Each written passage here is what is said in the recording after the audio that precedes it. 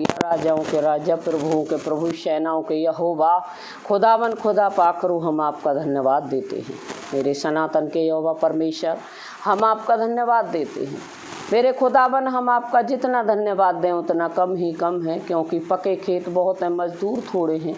प्रभु आप हमें दीजिए ताकि आपकी महिमा में ऐसे भर जाएं जैसे समुद्र में जल भरता है, और ऐसे फैलते जाएं जैसे जंगल में आग और तूफान। प्यारे प्रभु, आज की सभा को हम आपके हाथों में सौंपते हैं, और पिता परमेश्वर हमारे होठों पर अपने वचनों के द्वारा उन वचनों को बताएं। पिता परमेश्वर जो बताना चाहते हैं जो हमारे जीवन में, और प्रभु जो भाई आए हैं आपके लिए प्रभु उनके जीवन में कार्य करें। पिता परमेश्वर, हम बहुत सारा धन्यवाद देते हैं, क्योंकि प्रभु हमारे पास देने के लिए और कुछ भी नहीं, सिर्फ धन्यवाद की भेंट है। प्रभु, हम आपके लिए क्या दे सकते हैं? आप धरती आकाश के मालिक, सारी सृष्टि को चलाते हैं। हम छोटा सा परिवार नहीं चला सकते खुदावन, आप तो पिता परमेश्वर सारी सृष्टि चलाते हैं, सारी सृष्टि को देखते हैं।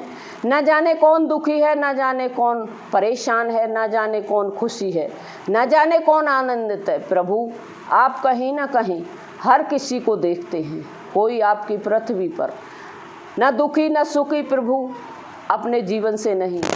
आपके लिए पिता परमेश्वर हर एक योजना में कार्य करता है।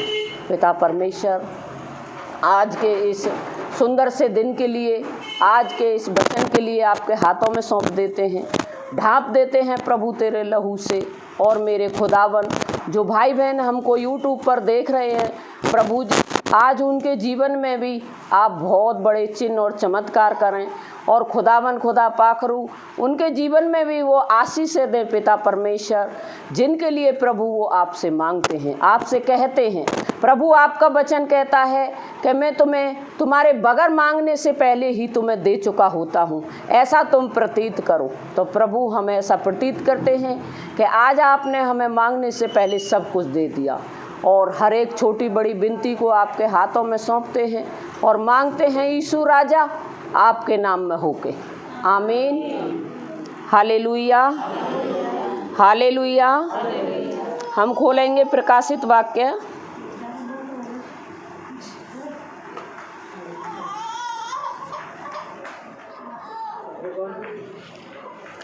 प्रकाशित वाक्य 2 का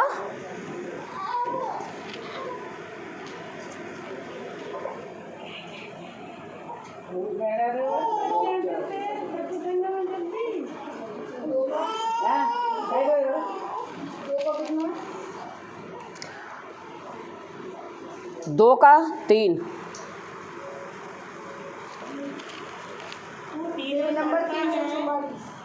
2 से पढ़ लीजिए, 2 से। मैं तेरे काम और तेरे परिश्रम और तेरे धीरज को जानता हूँ। हालेलुया। और यह भी कि तू बुरे लोगों को देख नहीं सकता, और जो अपने आप को प्रेरित कहते हैं और है नहीं, उन्हें तूने परख कर झूठा पाया। तू धीरज धरता है और मेरे नाम के लिए दुख उठाते उठाते थका नहीं। हाँ। पर मुझे तेरे विरुद्ध यह कहना है कि तूने अपना पहला सा प्रेम छोड़ दिया है। इसलिए स्मरण कर कि तू कहाँ से गिरा है, और मन फिरा और पहले के समान काम कर। यदि तू मन न फिराएगा तो मैं तेरे पास आकर तेरे दीवट को उसके स्थान से हटा दूंगा। पर हाँ, तुझ में यह बात तो है कि तू निकुलियों के कामों से घृणा करता है, जिनसे मैं भी घृणा करता हूँ। जिसके कान हो वह सुन ले कि आत्मा कलीसियाओं से क्या कहता है। जो जय पाए मैं उसे उस जीवन के पेड़ में से जो परमेश्वर के स्वर्गलोक में है फल खाने को दूंगा। हालेलुया। देखिए कितना अच्छा वचन कहा है। यहाँ पर यूहन्ना जी कह रहे हैं, कौन कह रहे हैं? यूहन्ना ने कहा है, क्या कहा है? मैं तेरे काम और तेरे परिश्रम और तेरे धीरज को जानता हूँ। परमेश्वर हमारे कामों को नहीं जानता? हम कौन कौन सा काम करते हैं परमेश्वर उसको जानता है? जानता है या नहीं जानता? मैं तेरे काम और तेरे परिश्रम, जो हम काम करते हैं, जो हम मेहनत करते हैं, उसको परमेश्वर क्या करता है? सबको क्या करता है? जानता है या नहीं जानता? जानता है। और तेरे परिश्रम और तेरे धीरज को जानता हूँ। जब हम कोई भी कार्य करते हैं तो परमेश्वर हमारे काम को भी जानता है और हम कितना मेहनत करते हैं वो उसको भी जानता है, और उसको भी जानता है कि हमारे अंदर धीरज कितना है। क्या हम काम करते हैं, ये सब काम करते हैं, अपने मन में धीरज रखते हैं?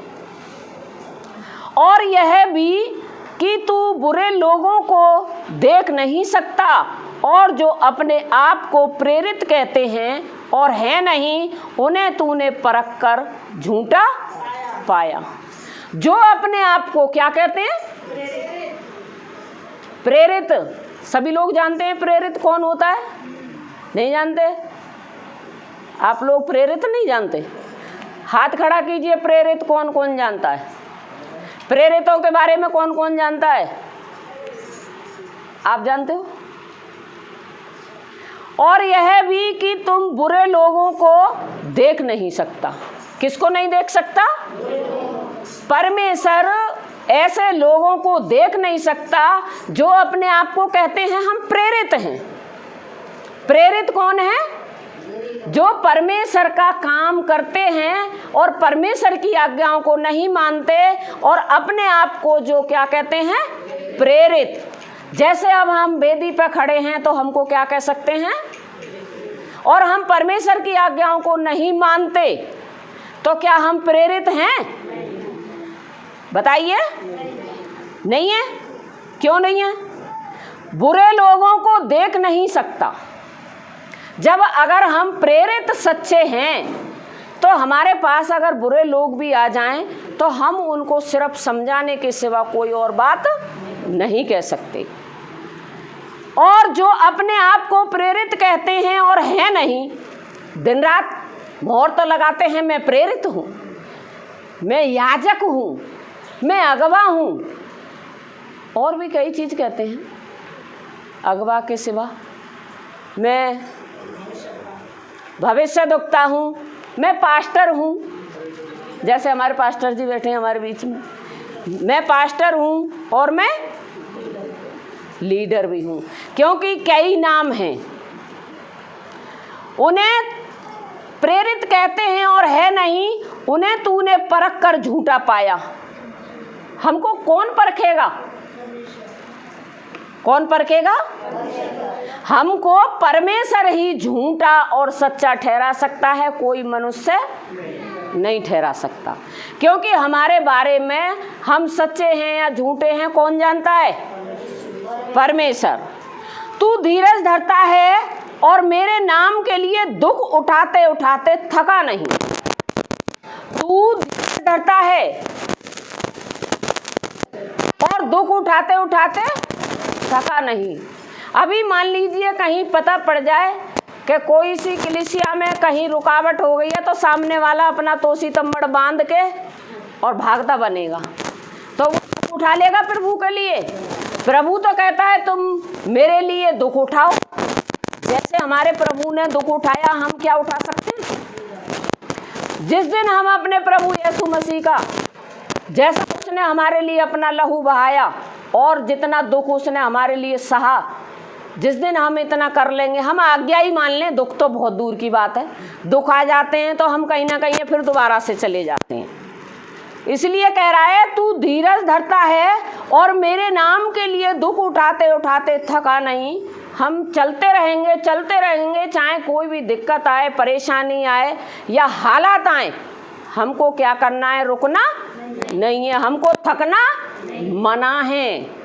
क्योंकि जब तक हम थकेंगे नहीं, पर मुझे तेरे विरुद्ध यह कहना है कि तूने अपना पहला सा प्रेम छोड़ दिया है। जब हम शुरू में संगति में आते हैं तो हम बादल में भी थेगरी लगाने की कोशिश करते हैं। क्या हमसा सच्चा, हमसा ईमानदार कोई नहीं है।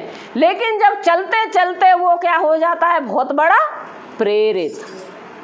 जब वो इतना बड़ा प्रेरित बन जाएगा, पास्टर बन जाएगा, तो फिर वो दूसरों को समझाने लगता है। जब दूसरों को समझाने लगता है तो वो खुद ही भूल जाता है कि मैं कहाँ चल रहा हूँ। वो फिर ये नहीं देखता कि मैं कहाँ जा रहा हूँ। फिर तो वो है कि अगर मैं तुम्हारी गुरु हो गई तो मैंने तुम्हें अपना नहीं देखना है, जो भी कुछ शिकायत करनी है सिर्फ आपसे करनी है, क्योंकि मैं अपना जो मुंह है वो आईने में देखा ही नहीं। तूने अपना पहला सा प्रेम छोड़ दिया है। क्योंकि जब हम शुरू में प्रभु के वचन में आते हैं तो हमारे अंदर बहुत सारी लालसाएं रहती हैं, बहुत सारी ये चीज़ रहती हैं, हम जाएंगे प्रभु के लिए, ये करेंगे वो करेंगे। लेकिन हम क्या करते हैं, फिर उन सब चीज़ों को भूल जाते हैं और परमेश्वर से हमारा धीरे धीरे क्या हो जाता है, प्रेम खत्म हो जाता है। इसलिए स्मरण कर तू कहाँ से गिरा। क्यों कह रहा है परमेश्वर ये बात है? हमसे क्यों कह रहा है? संसार वालों से क्यों नहीं कह रहा? हमसे क्यों कह रहा है? क्योंकि हम परमेश्वर के वचन में आते हैं और हमको याद रखना है कि हम इस समय प्रभु के वचन में ठीक ठाक हैं या नहीं है। अगर हमारा कोई काम नहीं बनता तो हम झड़ाक से कह देते हैं कि कोई परमेश्वर है ही नहीं। क्योंकि एक जगह बाइबल में लिखा है, शैतान ने मन में फूल कर कहा कि कोई परमेश्वर है ही नहीं। जब हमारे अंदर शैतान काम करने लगता है तो हम पहले जैसे प्रेम को, परमेश्वर को छोड़ देते हैं। जब हम परमेश्वर का प्रेम छोड़ देते हैं तो फिर हम पर दुष्टात्मा कार्य करने लग जाता है। इसलिए स्मरण कर कि तू कहाँ से गिरा और मन फिरा और पहले के समान काम कर। यदि तू मन न फिराएगा तो मैं तेरे पास आकर तेरी दीवट को उसके स्थान से हटा दूंगा। कितनी बड़ी बात कही है परमेश्वर ने। यदि तू मन न फिराए तो, अगर हमने अपना मन ही नहीं बदला तो हमने क्या बदला? परमेश्वर के वचन में हम रोज आते रहें, जब हमने अपने मन को ही नहीं बदला तो क्या बदलेंगे? तो फिर यहाँ पर प्रभु कह रहा है, यदि मन ना फिराया तो मैं तेरे पास आकर तेरी दीवट को उसके स्थान से हटा दूंगा। ये सब क्यों कह रहा है? क्योंकि जब हम मन नहीं फिराते और दिन रात हम प्रभु प्रभु कहते रहते हैं और हमारा मन नहीं बदलता तो परमेश्वर हमारे लिए वो कार्य कभी नहीं करेगा जो हमारे मनों में इच्छा जागृत रहती हैं। पर हाँ, तुझ में यह बात तो है कि नुकुलियों के काम से घृणा करता है। जो लोग हमसे इधर उधर की बातें करते हैं, नकल करते हैं और हम उनसे क्या करते हैं, घृणा करते हैं। घृणा करते हैं आत्मा। इसलिए जब कोई भी बात हो और परमेश्वर हमें किसी के द्वारा बता रहा है, मान लीजिए हम यहाँ पर इतने जन हैं, तो परमेश्वर ज़रूरी नहीं है कि किसी के अंदर आके जो ज़्यादा जानता हो उसी के द्वारा बता सकता है, ऐसा नहीं है। परमेश्वर अगर 4 दिन का आने वाला है और दिल का सच्चा है, आत्मा का सच्चा है, तो उसके द्वारा भी परमेश्वर हमें कोई बात को बता देगा। ऐसा नहीं है कि ज़्यादा पुराने के द्वारा ही मन में आएगा और जब ही बताएगा। घृणा करता है जिनसे मैं भी घृणा करता हूँ, परमेश्वर उनसे भी क्या करता है, घृणा करता है। जिनके कान हो वह सुन ले, आत्मा कलीसियाओं से क्या कहता है। तो हमारे सबके कान है, बगैर कान का तो कोई नहीं है। क्यों कह रहा है फिर परमेश्वर? क्योंकि कान होते हुए भी हम बातों को नहीं सुनते। वो भैया तो आकर सो भी गई, नींद पूरी कर रहे हैं अपनी। जो जय पाए मैं उसे उस जीवन के पेड़ में से जो परमेश्वर के स्वर्गलोक में है। कौन से स्वर्गलोक में है? कौन सा पेड़ है? पेड़ कौन सा है? जीवन का पेड़ कहाँ मिलेगा? स्वर्ग लोक में। यहाँ पर वचन में लिखा है कि जो जय पाए, जो अंत तक की लड़ाई लड़ के, लड़ाइयों से, झगड़ों से, कलेशों से, मुसीबतों से निकल करके जो जय पाएगा उसको क्या मिलेगा? क्या मिलेगा? जीवन का पेड़। और वो जीवन का पेड़ कहाँ पर है? स्वर्ग लोक में। पेड़ में से जो परमेश्वर के स्वर्ग लोक में है, फल खाने को उसी को मिलेगा। जो सारी कलेशों में से इस तरह होके, और मान लीजिए थोड़ा सा काम नहीं हुआ है, कहाँ है परमेश्वर? मैं नहीं जानता, ना मैं जानती। चलो भैया, जहाँ हम पहले वो काम करते थे वहीं चलो, हैं? तो परमेश्वर हमको जीवन का फल कब देगा? जब हम उनकी आज्ञाओं को मानेंगे। अब इसी में से, इसी का नीचे 9 है, मैं तेरे कलेश और दरिद्रता को जानता हूँ, परंतु तू धनी है, और जो लोग अपने आप को यहूदी कहते हैं और हैं नहीं, पर शैतान की सभा है, जो उसकी निंदा को भी जानता हूँ। परमेश्वर हमारे हर एक कलेश को भी जानता है, ऐसा बात नहीं है। अगर हमारे कोई भी दिक्कत परेशानी आती है तो सारी कलेश को प्रभु क्या करता है? जानता है। जानता है या नहीं जानता? मैं तेरे कलेश और दरिद्रता को, जब हम कलेश में होते हैं, दरिद्रता में होते हैं, तो प्रभु ऐसा नहीं है कि अपनी आंखें बंद कर ले। एक भजन में है, प्रभु के भजन में है कि मेरा परमेश्वर कभी सोएगा नहीं, कभी ऊँगेगा नहीं, कभी डकार नहीं मारता प्रभु लंबी लंबी, जैसे हम 2.5 किलो खा के डकार मारते हैं। प्रभु ऐसी लंबी डकार कभी नहीं मारता, क्योंकि ना ही वो सोता है और ना ही वो कभी ऊँगता है। ऐसे झप्पी नहीं लेता वो, जैसे अभी हम प्रभु का वचन चल रहा है और झप्पी मार रहे हैं। प्रभु झप्पी नहीं मारेगा, क्योंकि हम यहाँ पर मौजूद हैं, तो परमेश्वर हमारे बीच में मौजूद हैं।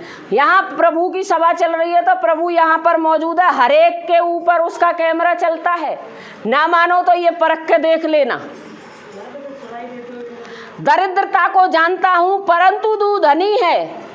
सारे कलेशों में से, दरिद्रता में से निकल कर प्रभु हमको क्या करता है? आगे बढ़ाता है। हालेलुया। और इसी का 10 है, जो दुख तुझ को झेलने होंगे उनसे मत डर, क्योंकि देखो क्या कह रहा है?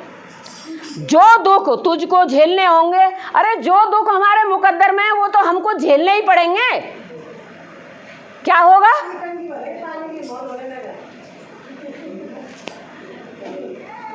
जो दुख तुझको झेलने होंगे उनसे मत डर। क्या कह रहा है परमेश्वर? किसी भी दुख से हमें डरना नहीं है। प्रभु फिर कहता है कि मत डर, मत चिंता कर, मैं तेरे साथ हूँ। जो दुख तुझको झेलने होंगे उनसे मत डर, क्योंकि देखो शैतान तुझसे कुछ को जेल खाने में डलवाने पर है, ताकि तुम परखे जाओ और तुम्हें 10 दिन तक कलेश उठाना होगा। हमको लोग जेल खाने में डलवाने की भी कोशिश करते हैं, क्योंकि कहते हैं ये धर्म परिवर्तन करते हैं।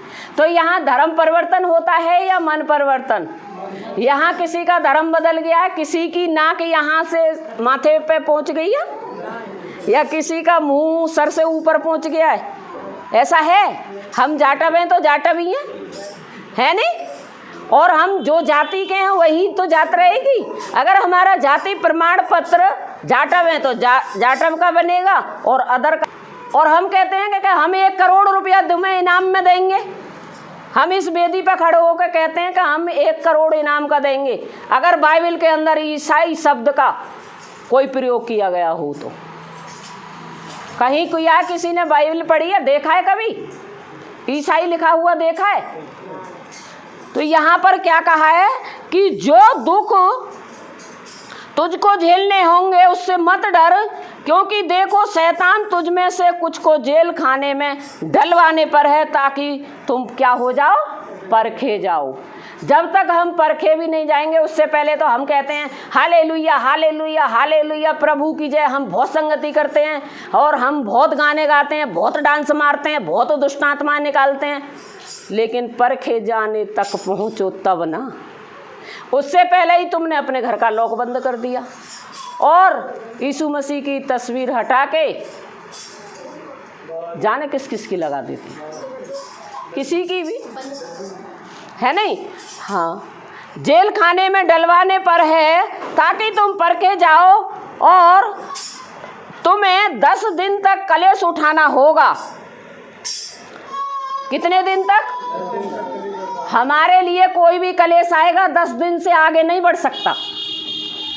कितने दिन से? 10 दिन से आगे कोई भी कलेश आगे नहीं बढ़ सकता। और विश्वासी, मैं तुझे जीवन का मुकुट दूंगा। प्राण देने तक, अगर हमारे प्राण भी निकल जाएं तब भी विश्वास में बने रहना। ये मत सोचना किसी का लठ देख के कह दो कि ना ना ना मैं ना जानूं यीशु मसीह। अगर इस तरह कह दोगे तो परमेश्वर तुम्हारे प्राण देने तक तुमको क्या बना लेगा? तुमको क्या देगा? जीवन का मुकुट देगा। हालेलुया।